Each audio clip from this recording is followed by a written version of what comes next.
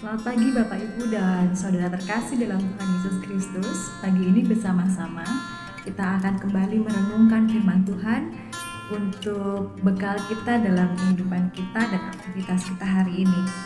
Bapak Ibu, mari kita membaca dari Yesaya 55 ayat yang pertama sampai ayat yang ke-13. Tapi saya akan membacakan di ayat yang ke-8 yang demikian. Sebab rancanganku bukanlah rancanganmu, dan jalanmu bukanlah jalanku. Demikianlah firman Tuhan. Sekali lagi, sebab rancanganku bukanlah rancanganmu, dan jalanmu bukanlah jalanku. Demikianlah firman Tuhan. Demikian firman Tuhan. Bapak Ibu, berbahagia kita yang mendengarkan firman Tuhan dan melaksanakan dalam kehidupan sehari-hari. Haleluya. Bapak Ibu terkasih dalam Tuhan Yesus Kristus, saya akan memulai dengan pertanyaan. Siapa Bapak Ibu di antara kita yang sedang mengalami kekecewaan atau pernah mengalami kekecewaan?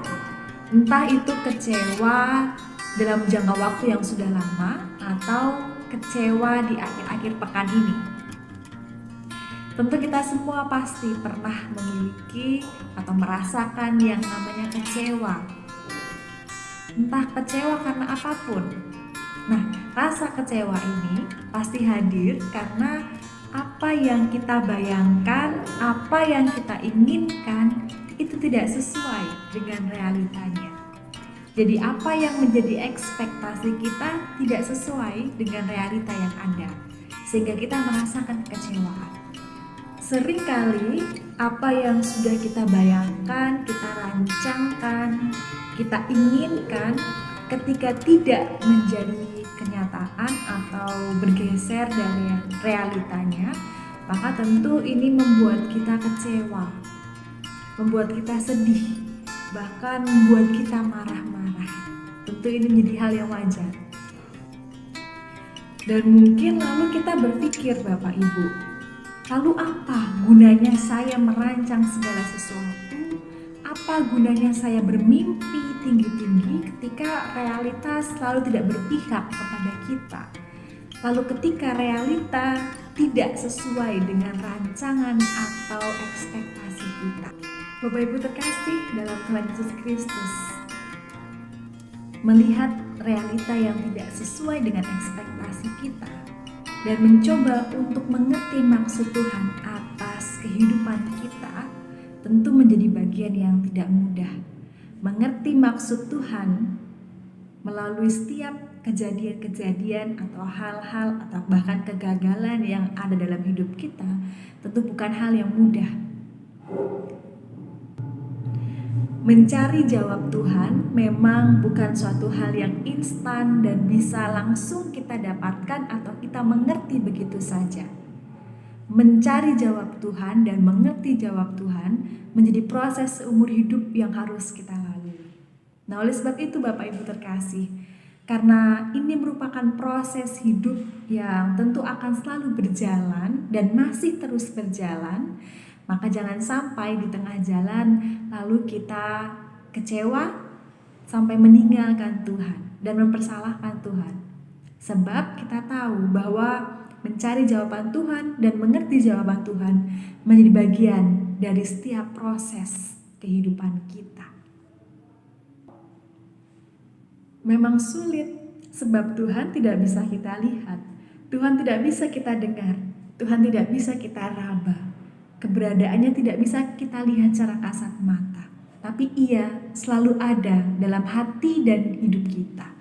Oleh sebab itu Bapak Ibu terkasih, untuk mencari jawaban atas segala kegagalan dan kecewaan yang kita rasakan, kita diajak untuk terus melihatnya dalam setiap proses secara menyeluruh dalam kehidupan kita.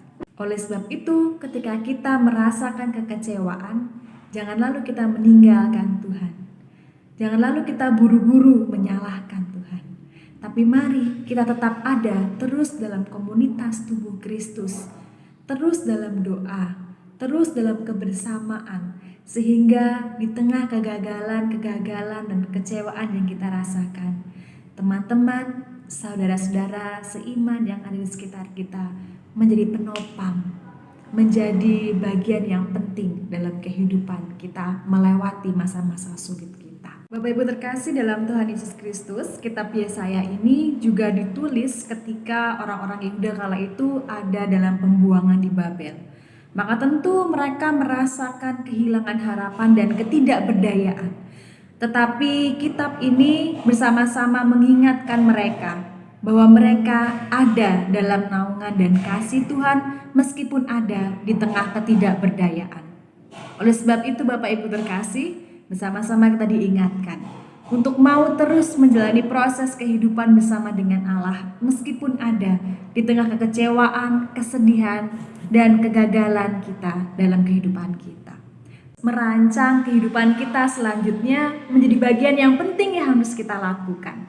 Tuhan memberikan kita kehendak bebas dan juga kemampuan untuk merancang kehidupan kita. Tetapi sekali lagi, Dialah yang memiliki segala kehidupan kita. Maka terkadang rencanaku bukanlah rencanamu, rancanganku bukanlah rancanganmu. Kita bisa berencana dan berancang, tapi Tuhanlah yang menentukan segala kehidupan kita. Tuhan mengajak kita bersama-sama dengannya menjadi kawan sekerjanya. Maka mari kita tetap merancangkan segala kebutuhan kita, segala aktivitas kita, segala keinginan dan cita-cita kita. Tapi mari tetap dalam kebersamaan bersama dengan Allah, memasrahkan semua rancangan kita kepada Allah, Sang Pemilik kehidupan kita. Tuhan Yesus memberkati kita semua menghadapi segala aktivitas kita hari ini. Amin.